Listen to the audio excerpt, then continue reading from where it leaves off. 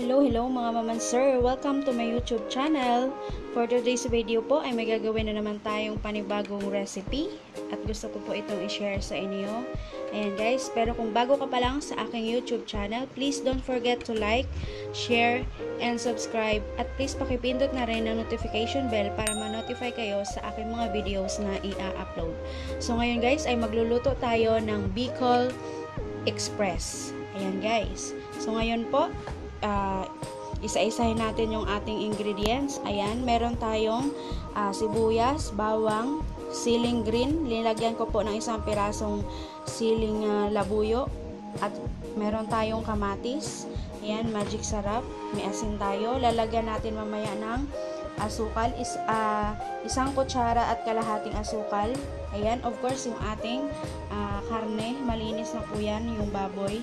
Ayan, of course, yung gata. So, dalawang klase po yung ating gata dito. Ito po, yung pangalawang piga, at ito yung una. Ayan, so meron tayong mantika, at of course, yung ating pepper. Ayan, magic sarap. At meron din po tayong bagoong para sa ating Bicol Express. So, ayan po yung mga ingredients na ating gagamitin sa ating pagluluto ng Bicol Express. Samahan nyo ako guys at sana mag-enjoy kayo. So ayan guys, mayroon na pong mantika yung ating kawali at mainit na rin po yan. So ilalagay ko na yung ating sibuyas.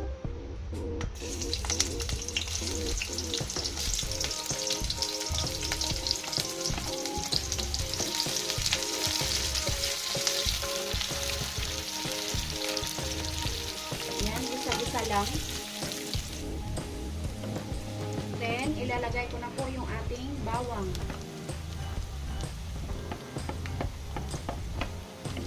Ayan, isa-isa lang.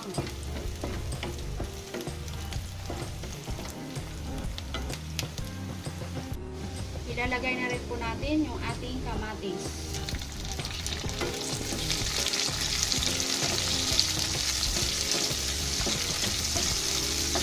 Sige, tuloy lang natin yung pag-gisa. So ngayon guys, ilalagay na po natin yung ating karne ng baboy.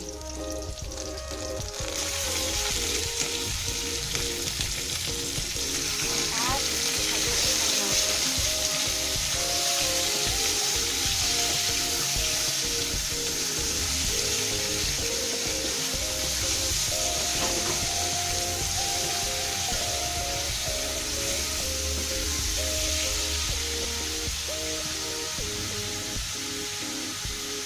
Yan guys, lalagyan natin ng kaunting magic sarap muna, pampatimpla lang natin, pampalasa. Then, kaunting asin ang ilalagay ko kasi may bagoong tayo. So, tansyahin natin baka masyadong maalat yung ating Bicol Express. Ayan. And, lalagyan ko na rin ng pepper.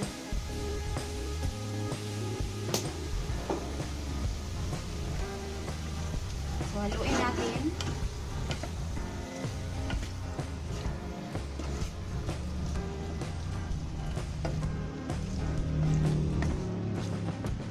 So, ayan guys, no? Pamantikain natin yung ating karne dyan. Ipiprito natin siya. Hayaan natin siyang maprito. Then, mamaya guys, balikan ko kayo. Ayan.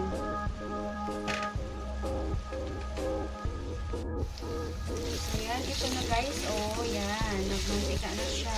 Naprito na natin.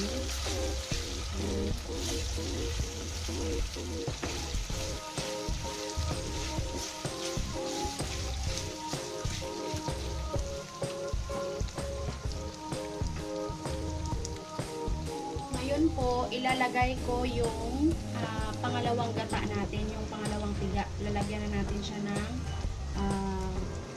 gata para malaga niya yung karne natin.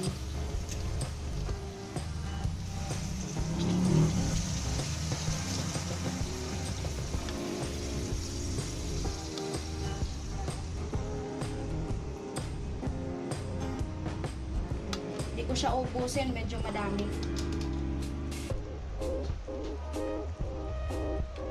Tapos Tapos haluin lang. So ayan guys, hayaan natin siya ulit na pakuluan sa ating gata hanggang sa kumunti ang kanyang sabaw. A few moments later. So ayan guys, ito na. Kunti na lang yung sabaw. Ngayon po, ilalagay ko yung ating bagoong. Yan, yung bagoong natin.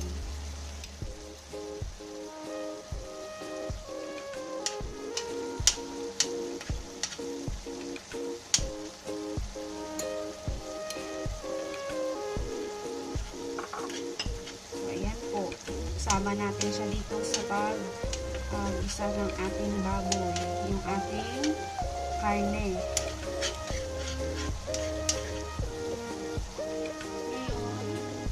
Ngayon, ilalagay ko yung asukal.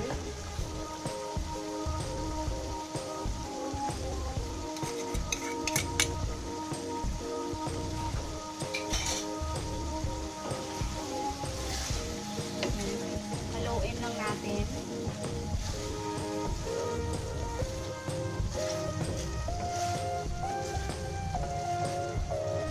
Ang bango. Yeah! Ayan guys, napapansin nyo, nagiging malapot na siya. Ayan. Ayan, hayaan natin siya ulit. Mamaya, ang isusunod natin ay ang ating sili.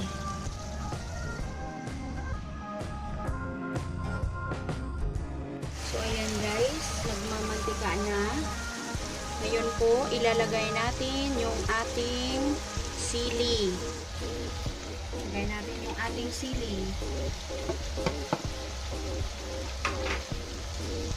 Okay guys, ito na yung finale na timpla niya. Hindi ko na siya dagdagan ng asin kasi maalat na kasi dahil sa ating bagoong. Magic sarap na lang. Ayan, then halo-halo.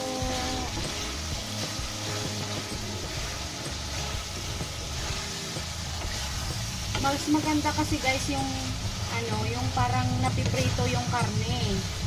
Ayan.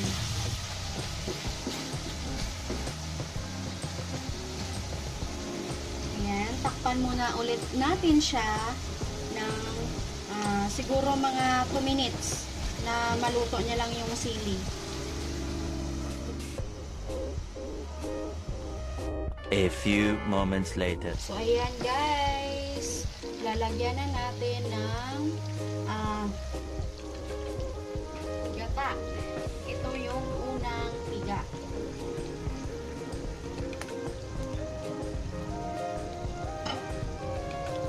Lagay po natin. Wow! Creamy! Ayan.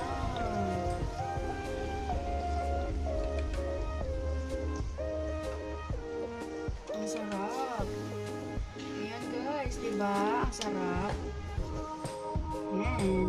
Ayun guys, hintayin lang natin siyang lumapot yung ating gata at medyo kaunti na lang.